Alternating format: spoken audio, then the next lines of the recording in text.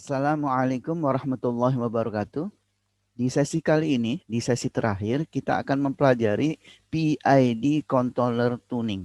Yakni kita akan menyetel pengendali sehingga pengendaliannya bisa dilakukan secara optimum di dalam proses. Yang paling penting di dalam pengendalian adalah bagaimana pengendali ini mampu menangani error atau yang disebut dengan error handling. Mari kita lihat bagaimana pengendali menangani error ini di dalam sebuah proses. Ini adalah proses, dan proses memiliki input berupa flow rate dan kemudian output berupa kontrol variabel yang dikendalikan. Misalnya tekanan, suhu, level, dan flow rate. Atau bisa juga pH. Atau yang lainnya adalah komposisi. Kontrol variabel ini merupakan kondisi nyata dari sebuah proses. Dan ini diukur oleh sensor. Kemudian sensor mengirimkan hasil pengukuran ini kepada pengendali. Pengendali juga memiliki yang disebut dengan set point yang merupakan nilai yang diinginkan di dalam kontrol variabel. SP-nya berupa positif karena ke kanan searah, sedangkan CV-nya berupa negatif karena dia feedback. Nah, perbedaan antara keduanya disebut dengan error ini. Error inilah yang akan ditangani oleh pengendali.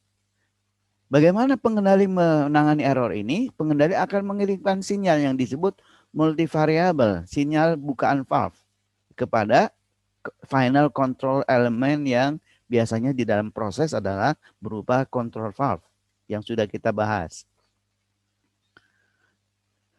Proses juga memiliki gangguan. Masukan berupa gangguan yang karena ini searah maka dia bernilai positif juga. Nah, gangguan juga nanti akan ditangani oleh pengendali di dalam loop ini. Jadi loop ini menangani kalau ada perubahan set point atau perubahan disturbance ini karena adanya disturbance. Jadi error ini ada karena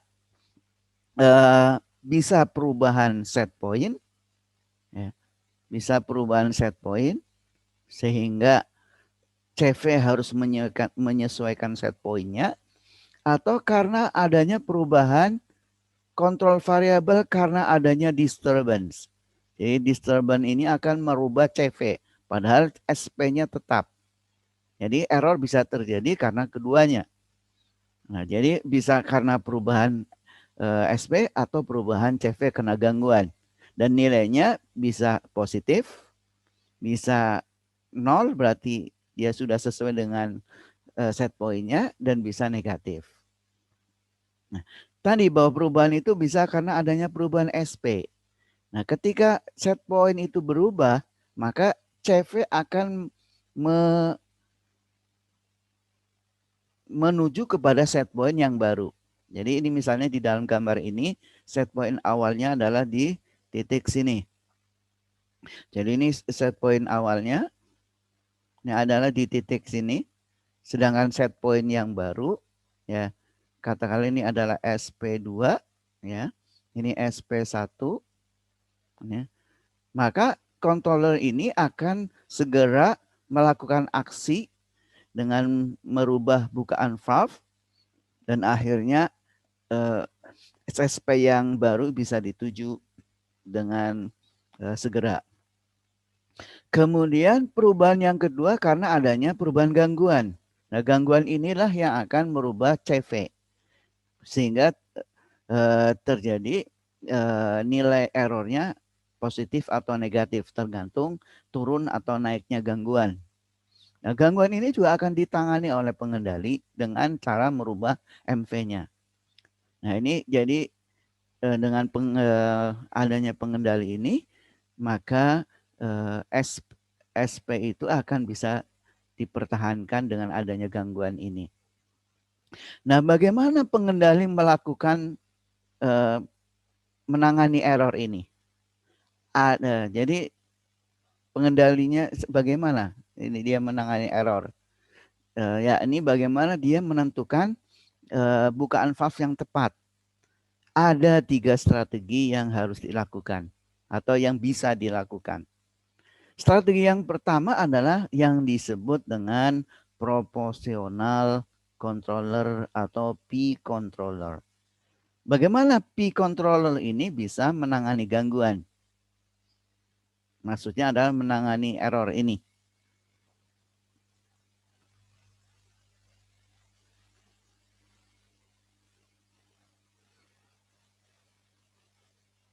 Strategi yang pertama adalah proportional controller atau yang disebut dengan P controller. Nah, bagaimana sebuah P controller bisa menangani error? Caranya sebagaimana namanya proporsional, artinya sebanding. Artinya sebanding dengan errornya. Oleh karena itu rumusnya adalah demikian. Bahwa MV sama dengan sebuah konstanta yang disebut dengan KC dikalikan errornya. Itu namanya proporsional controller. Jadi dia proporsional MV-nya itu proporsional terhadap errornya. Dan itu proporsionalnya itu besarnya sebesar KC yang ditentukan. Jadi ketika kita melakukan pengendalian otomatis kita kan sudah memasukkan nilai KC berapa. Ya. Ini yang maksudnya adalah berapa MV yang harus dikirim kepada valve ya, control valve itu tergantung dari nilai KC dan nilai errornya. Nah, KC ini disebut dengan controller gain. Nah, apa karakteristik dari proportional controller ini? Nah, karena ini sebanding, maka kalau KC kecil, ya, dia akan lemah. Sementara kalau KC-nya besar, sinyalnya akan lebih kuat. Tapi seperti apa nanti seharusnya nanti kita akan melakukan tuning. Ya. Jadi berapa besar KC kalau kita menggunakan proportional controller ini. Nanti kita akan lakukan tuning. Karakteristik dari proportional controller adalah masih ada error. Jadi yang tadi kita menangani error, yang kita inginkan adalah errornya 0. Sehingga SP sama dengan CV-nya atau CV sama dengan SP-nya. Tetapi ketika kita menggunakan proportional controller, ini tidak bisa dilakukan. Jadi masih ada offset atau steady state error. Kesalahan steady state. Jadi setelah sudah steady state, dia masih ada kesalahan. Itulah yang disebut dengan offset. Cara yang kedua atau strategi yang kedua adalah dengan menggunakan integral controller. Maksudnya adalah errornya diintegralkan sehingga persamaannya adalah demikian. Jadi E ini diintegralkan, ya. Ini E ini adalah diintegralkan. Kemudian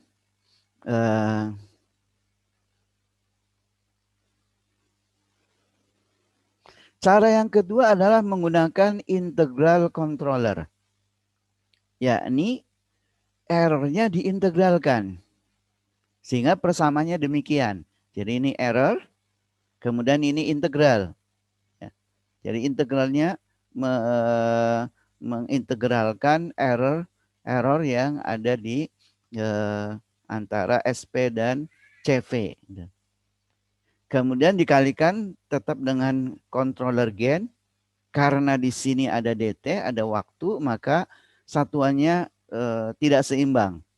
Oleh karena itu, ada konstanta lain yang disebut dengan TI.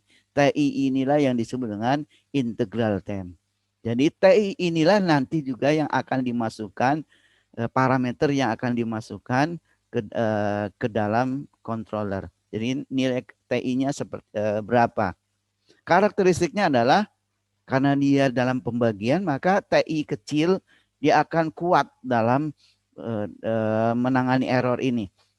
Sementara kalau TI-nya besar, maka dia lemah. Bahkan kalau sangat besar berarti 0. Berarti artinya apa? Bahwa integral control tidak bekerja karena nilainya 0 MV-nya. Karakteristik dari integral controller ini adalah menangani error secara tuntas atau tidak ada offset. Oleh karena itu kalau kita ingin menangani error atau menghilangkan error benar-benar 0, maka gunakanlah integral controller. Cara yang ketiga atau strategi yang ketiga adalah derivative controller. Karena derivatif maka errornya diturunkan. Itu caranya. Jadi bagaimana kita mendapatkan MV itu dengan cara menurunkan error. Jadi ini diferensial. Errornya diturunkan terhadap T, terhadap waktu.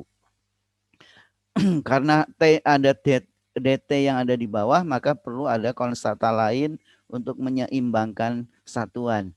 Dan konstanta tersebut disebut dengan derivative time. Dan karakteristiknya karena berada sama dengan KC, maka TD kecil dia akan pengaruhnya lemah, sementara kalau TD besar pengaruhnya kuat. Dan karakteristiknya masih ada error.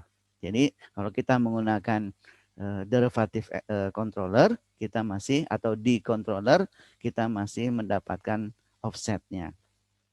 Tentu kita telah membahas bagaimana strategi pengendali dalam menghilangkan atau menangani error.